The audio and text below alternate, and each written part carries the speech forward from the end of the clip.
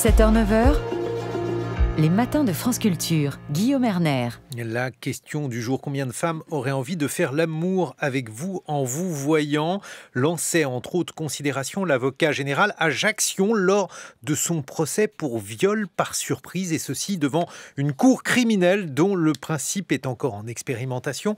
Les propos rapportés dans le journal Le Monde ont alerté le garde des Sceaux qui a saisi le bureau de déontologie de la chancellerie. Bonjour Marie Dauzet. Bonjour. Vous êtes avocate au barreau de Paris, alors il faut tout d'abord nous dire ce qu'est un viol par surprise. Alors, le viol, c'est tout acte de pénétration sexuelle commis soit par violence, contrainte, menace ou surprise. Et la surprise, c'est un concept jurisprudentiel qui a été conçu il y a très longtemps, fin du 19e. En 1857, je cite, parce que c'est important, en 1857, je cite l'arrêt, « Il y a viol punissable dans le fait par un individu après s'être introduit dans la chambre et le lit d'une femme encore endormie, dont le mari était absent, et profitant de l'erreur de cette femme de consommer sur elle l'acte de copulation. » Donc ça, c'est vraiment le socle jurisprudentiel de la surprise. Et dans le cas donc de ce Jacques Sion, que lui est-il reproché? En quoi consisterait donc ce viol par surprise? Alors, un magistrat instructeur a considéré qu'il y avait suffisamment de charges pour le mettre en accusation devant la cour d'assises. Une chambre de l'instruction a ordonné un non-lieu. La chambre criminelle de la cour de cassation a cassé l'arrêt. Et en fait, ce qu'elle dit... Mais alors, de quoi était-il accusé au départ? Il était accusé en réalité de faire appel à des stratagèmes. Des stratagèmes pour convaincre les personnes d'avoir une relation sexuelle avec lui. C'est-à-dire, site de rencontre, son avatar, c'est-à-dire la photo qu'il utilisait pour son site de rencontre, était celui d'un homme d'une quarantaine d'années, très beau, alors qu'il n'avait pas une quarantaine d'années. Il écrivait ensuite aux personnes qui le contactaient pendant un jour, 2 jours, quelques semaines, et puis ils se rencontraient. Elles étaient informées de ce qu'il souhaitait, et ce qu'il souhaitait, c'était que elle rentre chez lui, les yeux bandés, qu'il fasse l'amour, et puis qu'ensuite ça se termine comme cela.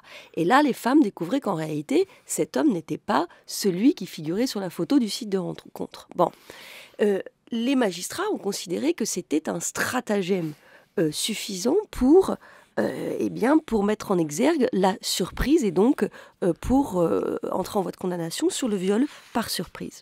Et c'est la raison pour laquelle il a été condamné dans le cadre d'une cour criminelle un peu spécifique, Marie Dauzet? Oui, ce sont les cours criminelles qui sont en expérimentation, qui devront être généralisées au 1er janvier 2023. Des cours criminelles sans jurés populaires. Alors je lisais un commentaire de M. Coujard, qui a été un merveilleux président de cour d'assises, qui disait « Quand on supprime un jury populaire, on lève parfois un garde-fou ». Et il parlait de cette affaire, parce que ce qu'on sait de cette affaire, c'est grâce au travail très précis de Pascal Roberdiard du Monde, vous l'avez dit, chroniqueur judiciaire. Et force est de constater que ce qu'il s'est passé durant cette audience pose problème sur l'impartialité et puis sur la dignité des débats. Mais alors, pourtant, on a plutôt tendance à se dire que des magistrats professionnels sont justement plus précis et évidemment plus en accord avec la déontologie de la profession judiciaire, Marie Dauzet. Oui, c'est ça qui est toujours très, très surprenant dans une audience criminelle. Voyez, le garde-fou pour M. Coujard, c'était le juré populaire. Alors qu'on a effectivement tendance à considérer que le garde-fou, c'est les magistrats. D'ailleurs, cet accusé, Jacques S., avait accepté de comparaître devant une cour criminelle contre l'avis de son avocat en disant « Moi, je pense que les magistrats seront moins enclins à se pencher vers la morale et sont plus enclins à faire du droit, à juger en droit. » Force est de constater que ce n'est pas tout à fait ce qui s'est passé. Alors là, le garde des Sceaux a saisi le bureau de déontologie de la chancellerie. Ça arrive souvent, maître Dauzet? Non, ça n'arrive pas souvent. Ce qui n'arrive pas souvent non plus, c'est qu'un avocat général à l'audience ait été déjà sanctionné par le Conseil supérieur de la magistrature pour des faits quand même assez graves. C'est-à-dire que l'avocat général qui a posé cette question que vous avez évoquée tout à l'heure, est-ce que vous pensez que beaucoup de femmes auraient envie de faire l'amour, et qui répond quand même... Avec vous, en vous voyant. Oui, et il répond à cette question. Eh bien moi, je vais vous le dire, le nombre est proche de 0. Là, on est quand même dans... L'avocat général représente la société tout entière. C'est l'indignité. C'est l'indignité qui est posée devant une cour criminelle.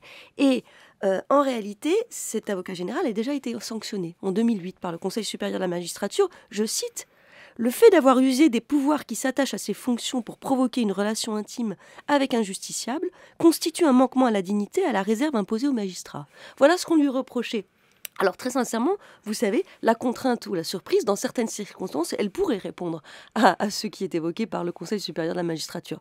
Donc voilà, je pense qu'il y a eu une véritable difficulté dans le cadre de cette audience sur l'impartialité et sur la dignité des débats. Bon, mais s'il fallait un avocat à l'avocat général, dans la question qui a été posée à l'accusé, question purement rhétorique, il s'agissait de dire que s'il n'y avait pas eu de subterfuge, donc là en l'occurrence de surprise, eh bien peut-être que ces femmes n'auraient pas consenti, et c'est ce qui constitue l'infraction. Là en l'occurrence un viol par surprise, maître Dauzé.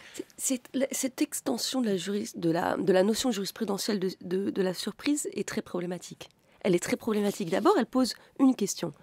Une vingtaine de témoins ont été auditionnés à la barre ou dans le cadre de l'instruction et ont expliqué avoir vécu strictement la même chose. Mais elles n'ont pas souhaité déposer de plainte. Elles ont considéré que, pour elles en tout cas, ce n'était pas un viol et qu'elles ne souhaitaient pas donc judiciariser ce qui leur était arrivé.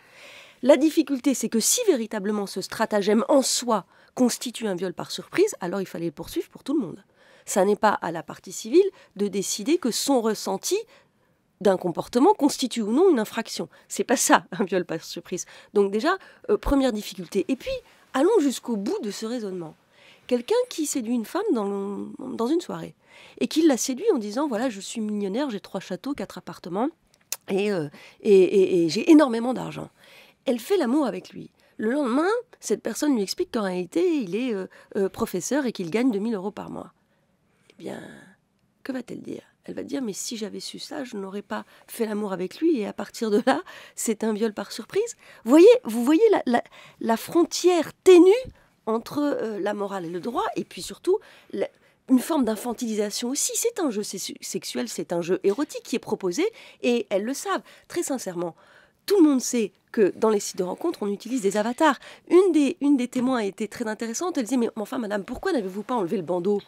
Vous y allez 3 fois. Pourquoi n'avez-vous pas enlevé le bandeau ?» Et elle répond « Parce que j'avais peur d'être déçue. » Vous comprenez que c'est quand même très compliqué, là, ensuite, de caractériser le viol. Mais alors, ce qui est problématique, maître Dauzé, c'est qu'il y a quand même une subjectivité, c'est-à-dire que la souffrance de la victime, elle est liée au fait que la surprise a pu être douloureuse, il a pu s'agir donc de quelque chose de véritablement traumatique pour certaines et pas pour d'autres. Là, on est obligé de tenir compte de la subjectivité de la victime. Non, en fait, la souffrance, je ne la nie pas pour certaines, mais la souffrance n'est pas un élément de caractérisation de l'infraction.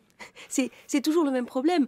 On veut absolument tout judiciariser et on pense pouvoir résoudre une souffrance en la judiciarisant. Mais l'élément intentionnel ou l'élément matériel de l'infraction de viol, ça n'est pas la souffrance de la partie civile.